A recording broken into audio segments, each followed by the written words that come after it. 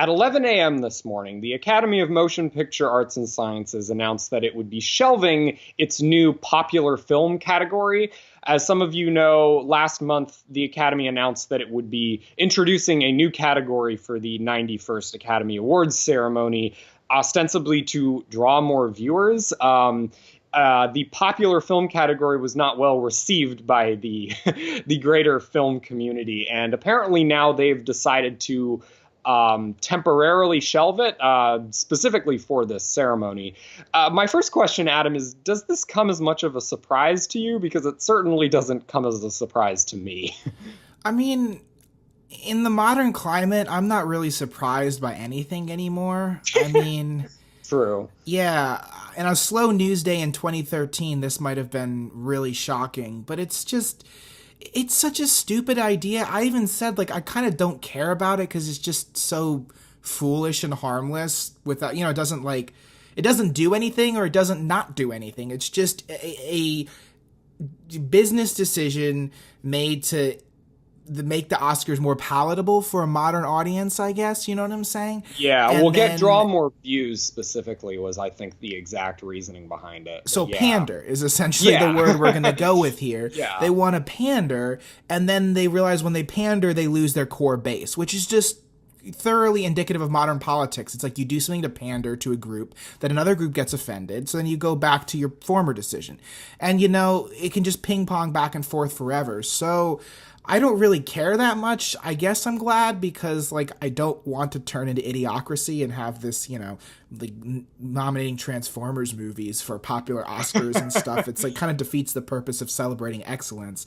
Yeah, sure. I think this is a good thing in this case. Well, it does sort of bring into it, the whole situation really did bring into question, how much does this really matter? Because, like you said, at the end of the day, the Oscars is kind of irrelevant. I mean, it isn't irrelevant in some cases. Like, it is important. Like, for example, when Moonlight won Best Picture, it was, it said a lot that the industry was recognizing a story about a subject matter that doesn't almost ever get recognized. Like that I would say was important on a grander scale. But yeah, why do they need to stay relevant? Why does any of this matter? Why did it even matter that they added this category in the first place? Personally, just because I'm very close to the industry, it's hard for me to separate my view of things from what how the general populace views things. So I was very pissed when they announced the popular film category, because I saw that as a very elitist move, like, oh, well, there are popular films and they're not the best picture films. These are another category. And it's sort of like this is coming after the year that Get Out, which was easily one of, if not the most popular movie of last year, got nominated for Best Picture. And that was a level of progress, I thought, on that regard. But this, it felt very much like a step backwards, which is why I'm glad that they made this decision. Well, I always have to say this in situations where fans get upset at decisions or business decisions, and I have to remind people that it is, in fact, a business. Like, the Oscars is not 501c3. This is not a public service. This is not a charity. It's like someone pays a lot of money, or ABC or whoever hosts it pays a lot of money to put it on. And that's where a lot of the glamour comes from, is the fact that the Oscars are so well funded. But to justify continually funding the Oscars, you need to also make a profit, or at least have a substantial draw in terms of viewership to make up for that cost. And over the past few years, the telecasts have been decreasing.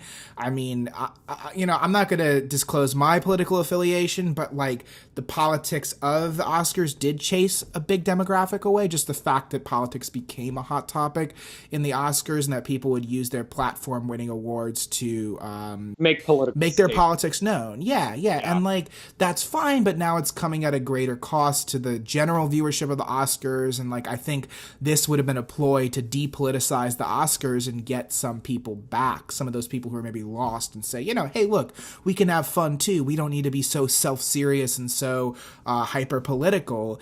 And then it's already backfired within a month.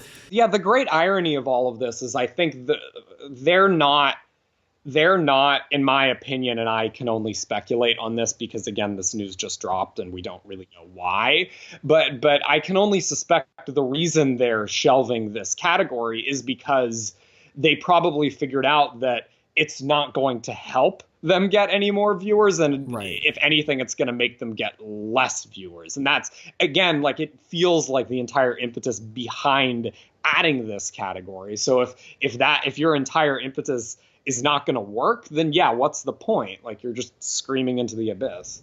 I mean, I kind of want to compare this to the James Gunn situation where, like, Alan Horn jumped the gun and fired James Gunn overnight based off a situation that wasn't fully analyzed or investigated, and then by the evening of the next day it was clear it was a terrible decision to make.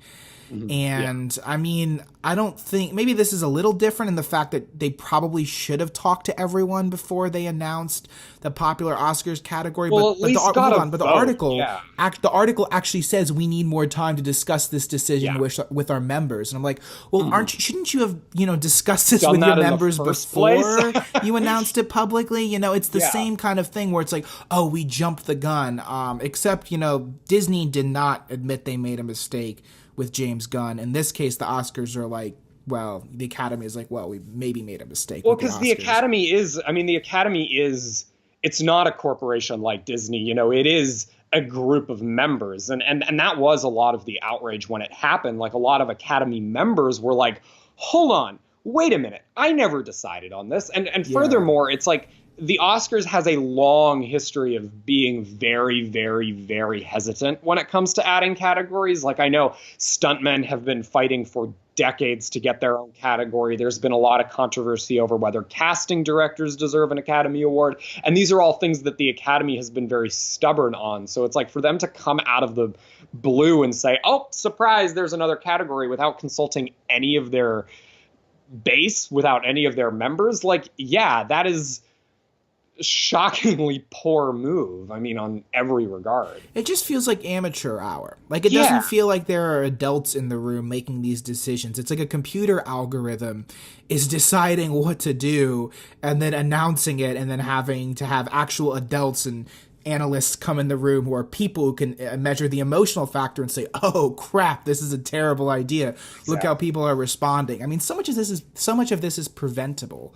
And it's like, I don't know. I don't like being whipped around like this. And yeah, it's kind of a joke because it's not even that consequential anyways. But for people like us who are so deeply embedded in the film community and like this is our subculture, like, yeah, it's not fun to see it in such shambles in a sense that it's just, I don't know. Well, the good news is at the very least, we will have to wait a couple of years to see the popular film category exist. So the good news is that things will largely continue on as normal. It's also interesting, though, the broadcast element to it, because you're right. A lot of the reason this is happening is probably because ABC is telling the Academy, like, look, we can be filling up this airspace with something that's going to draw a hell of a lot more viewers, so you need to up your game.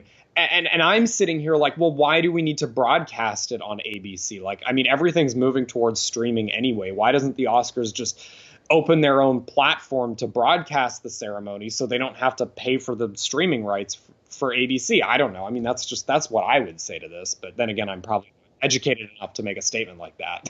The other issue is that the Oscars seemingly year over year also got more boring. Like, it seems like it took longer and there were more like in between segments. You know what I'm saying? Like the segments that are like monologues or skits or videos, and then now like this, each segments take longer than they used to. I mean, even if I go to a viewing party with like people from the industry, halfway through they're bored. And these are people who like want to be watching it. They're watching their friends on TV. You know what I'm saying? And even they're bored. How much more is the average person in Oklahoma? Are they going to want to stay up and watch the Oscars for 3 hours as we stumble from segment to segment? I mean, part of it is just the show is not well assembled, I don't think. And the ad breaks aren't well placed. And like, you can tighten this up and still keep all the categories and make it more palatable simply by good storytelling, a good presentation of the actual Oscars. Put on a tighter show. Seriously. They did implement, when they announced the popular film thing last month, they did say they were implementing a couple of different rules to do that specifically for the next ceremony. Like, I think what they're going to do is for the craft categories, they're not going to broadcast them live. They're going to film them and then edit them into a shorter segment for later in the ceremony, which I take issue with personally. I take issue with that because I think that everybody deserves. I think the below the line people deserve their time in the spotlight just as much, if not more, as the best actor and the best director and the best screenplay winners. And I think that decision specifically was indicative of the very elitist attitude that went towards the popular film category existing in the first place. So that pisses me off personally. Like, that pisses me off a lot. But I also understand, like, you're right. Like, 3 hours is a very, very big time block to fill. Like, a lot of people turn off and lose interest. So if you want to keep broadcasting it, which, again, personally, I don't even think that's the route you should be going with, you would have to do something like that to sort of shorten the time. So that at least makes sense. But yeah, the popular film thing, like, come on, guys. I mean, the Oscars have always been like a cultural touchstone. It's kind of like the Super Bowl for the arts. I mean, I guess maybe Oscars or Grammys. And I think the fact that the Oscars was losing that status was starting to alarm them, kind of as I alluded to earlier. It's like, what can we do to stay relevant? That's always the fear. You know, what can we do to keep the ratings up? And I mean, part of that can be attributed, I'm going to play a bit of devil's advocate here, but like part of that can be attributed to the elitism of the ceremony. You know what I'm saying? It's like, it's not that it's a problem to celebrate art and excellence in art. It's just like when you take yourself so seriously, and when, you know, you do come across with a strong political voice as an actor, it's not that your voice isn't valid. It's just that, like, it's kind of like some people would act that their voice is superior, like they know better. You know, they kind of take that platform and are a little more prideful of it than they should be. And even if I politically agree with everything they're saying on that stage, which sometimes I do, so I'm not saying like they shouldn't stand up for what they want or they shouldn't, you know, have freedom of speech to express their views, but that assigns a weight to the event or a controversy to the event that would otherwise be about celebrating the art and not about modern geopolitics or that actor's personal view. So it's something where it's like, I don't think it's wrong that they should do it. I don't think they should ban it or any of this stupid shit that I hear said. I just don't think it's the best piece of yourself to bring to a ceremony that should be celebrating excellence in art, if that makes sense. Yeah. I'd be curious to get your take on that because... Well, yeah, I mean, you'd probably disagree, but like, I want to hear my why. only thing is like, you know, at what point are you sort of saying that to at what point are you preaching to the choir? Yeah, well, that's because that's the thing. Like, if viewership is going down, like a lot of people aren't viewing the Oscars who do need to hear those messages and who need to hear those political statements. So it's like, well, how do you reach that audience so that your voice can be heard? And I don't know if there's necessarily an answer to that question. Yeah, again, like I don't know if the Oscars is the best place for that, especially too, and this goes back to what I was saying earlier, like if a major actor like Meryl Streep or whoever comes up on stage and makes some grand political statement, like you're Meryl Streep, you don't live paycheck to paycheck, you don't struggle like so many people in this country struggle.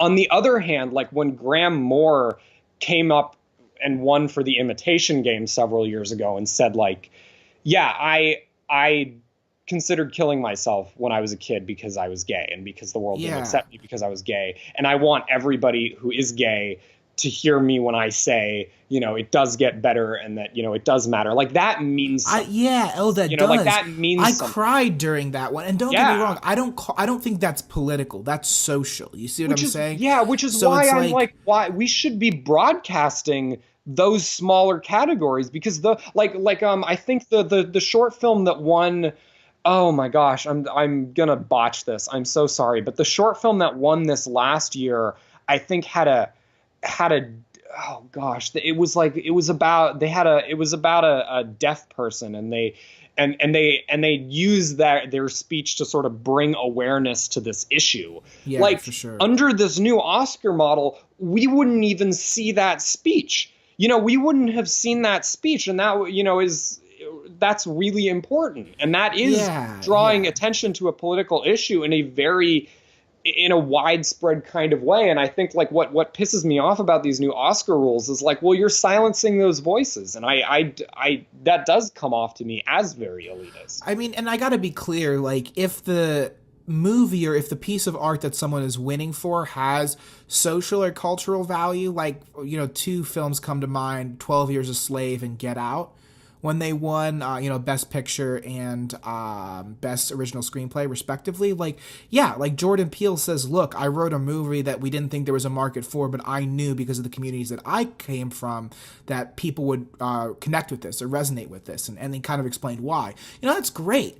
It's just when it becomes a grand political statement, for example, in the Tony Awards, in the most recent Tony Awards, Robert De Niro got up. I don't even remember what the context was, but he basically just said "fuck Trump" on air, and he said it before they could bleep it out. Now, okay, that's great, and that might be very funny, and everyone really loved it, and yeah, sure, it's maybe a little cathartic, but what do we gain from that besides? I mean, that's the Tony Awards, though. What conservatives are watching the Tony Awards?